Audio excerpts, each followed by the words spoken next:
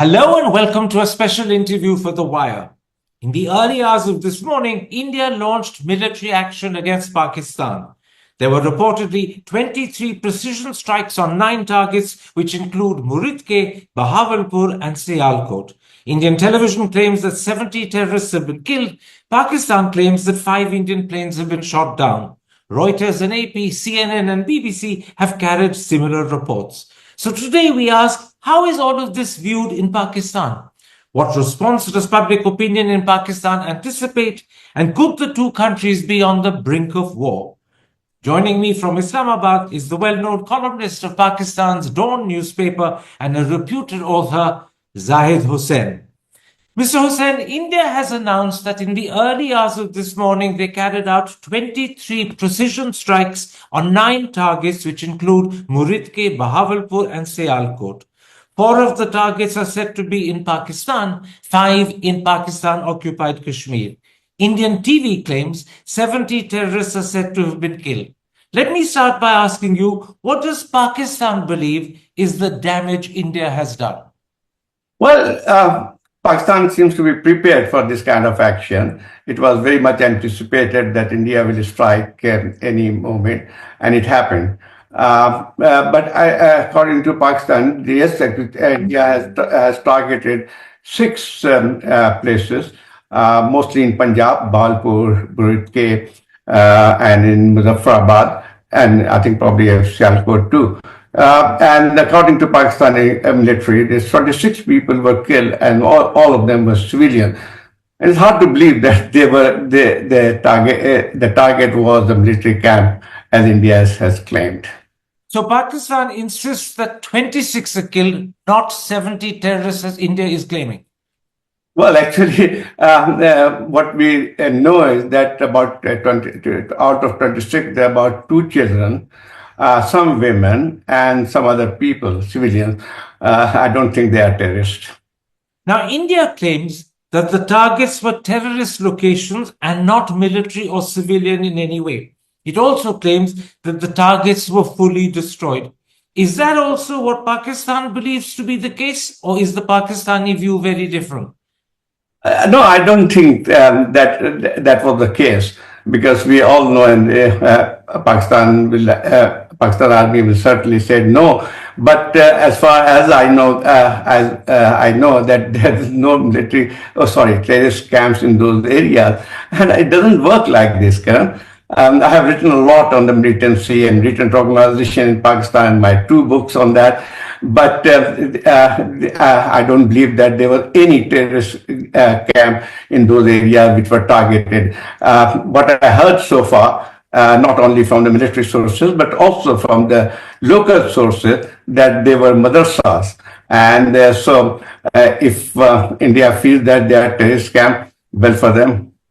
But surely, Muridke is the headquarters of the Lashkar-e-Taiba.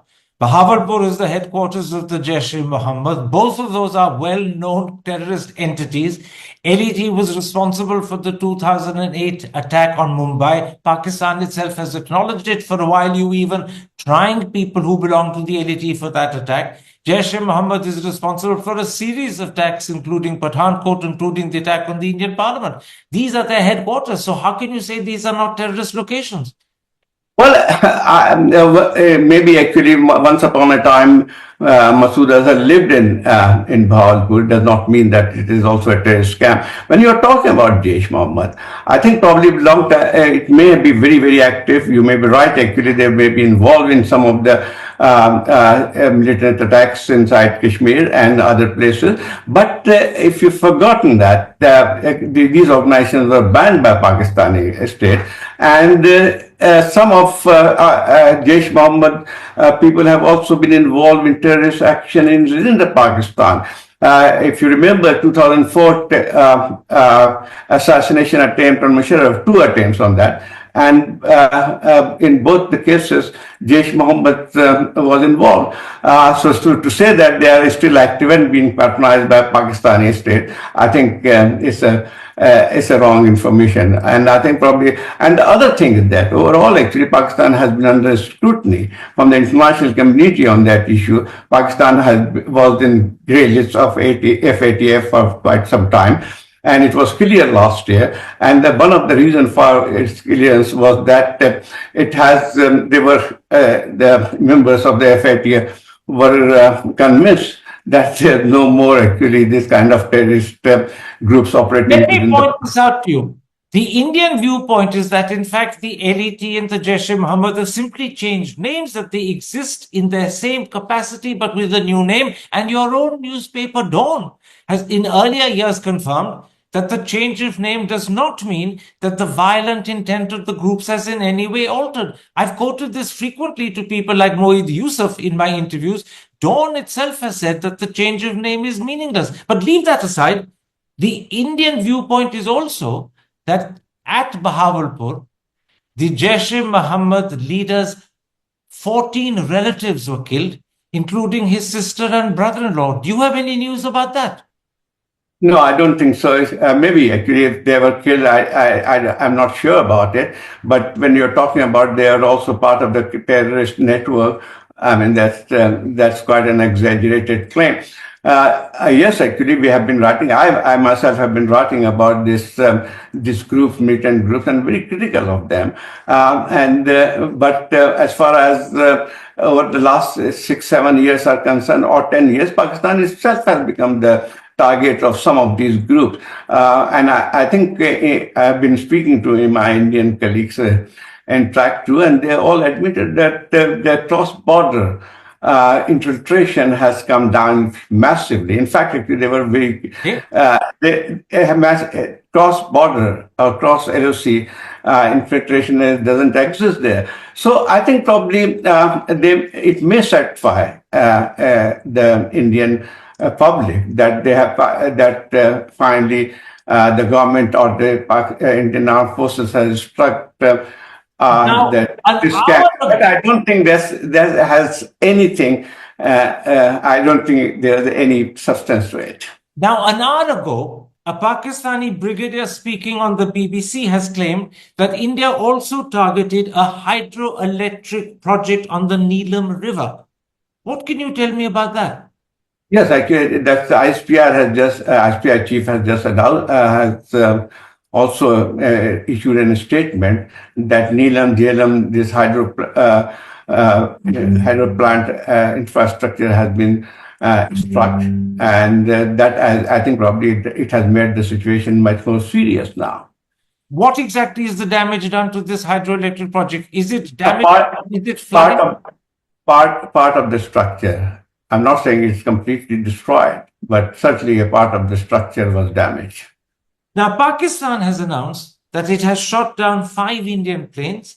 This brigadier speaking on the BBC claimed 3 of them were Rafales. One was a Sukhoi, the 5th was a Mirage, a Mirage 2000.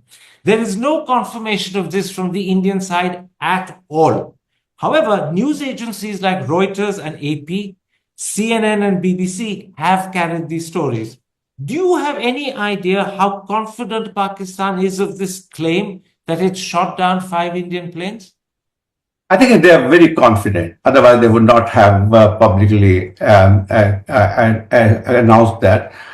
If they were not convinced, that would have been a great risk if they had claimed any this kind of fabricated claim. There was any fabricated claim. So I think probably when they announced only after they were convinced that they were shot down.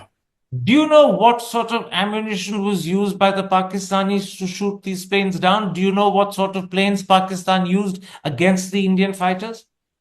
Well, actually, I'm not sure which kind of ammunition and missile were used, but certainly Pakistani jet, particularly J-17 Thunder and F-16s were very well equipped.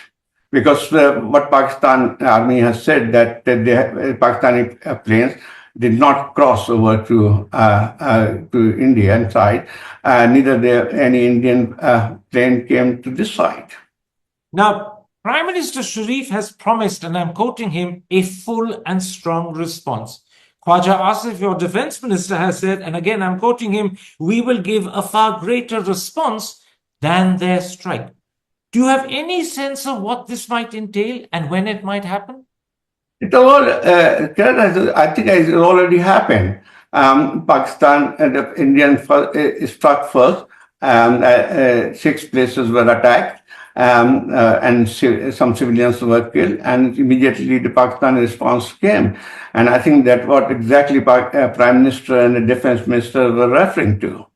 So you're saying a very important thing, and I'm asking you to clarify for me, Mr. Hussain. You're saying the shooting down of the 5 planes that Pakistan claims it shot down is, in fact, the Pakistani response. Not only those 5 planes, but Pakistan Army has said that they have also struck brigade headquarters in Jammu and some other places. So apart from 5 planes which they claim to have shot down, there were also some military targets have also been attacked or struck down. So I think probably from Pakistani side, they feel that there's a quite balanced response to Indian action. So what you're saying is that the response from Pakistan has happened, the shooting down of the 5 planes that you mentioned and the attack on what you call brigade headquarters in Jammu are the Pakistani response. There will be no further response from Pakistan. I don't know. It all depends actually what does India do next. And I think probably what we are hearing that is not end of it. So if India does anything else or strike some other places or any civilian or military target, then I think probably the response will come immediately. This is particularly important, the point you're making, because the expectation in India is that we are still awaiting to see whether there will be a response from Pakistan. You're saying to me that response has already happened. It was in the shape and form of shooting down 5 Indian planes, which you claim you shot down, and also attacking, as you said, brigade headquarters in Jammu. So the expectation on the Indian side that there will be a Pakistani response still to come is actually, you're saying, mistaken. That response has happened. Well, actually, I think probably if the Indians do not believe that it happened, then they are in a state of denial. I'm not saying I'm not privy to whatever the thinking is at the moment, but I think that the response was very apt, so if they have down 5 planes and attacks or also targeted some military its headquarters, so I think probably it's a very appropriate response to Indian action. Tell me, how do you view the situation on the line of control where heavy artillery firing has broken out, apparently right across its length and breadth? In fact, some sources in India are worried that we could have firing now on the international border, something that doesn't usually happen. So how do you view the situation on the ADC with this heavy artillery firing happening right across its length and breadth? Well, actually, the situation is very tense. And I think if this firing continues, things could escalate further. So that's basically going to be the main focus of Pakistan and Indian military standoff.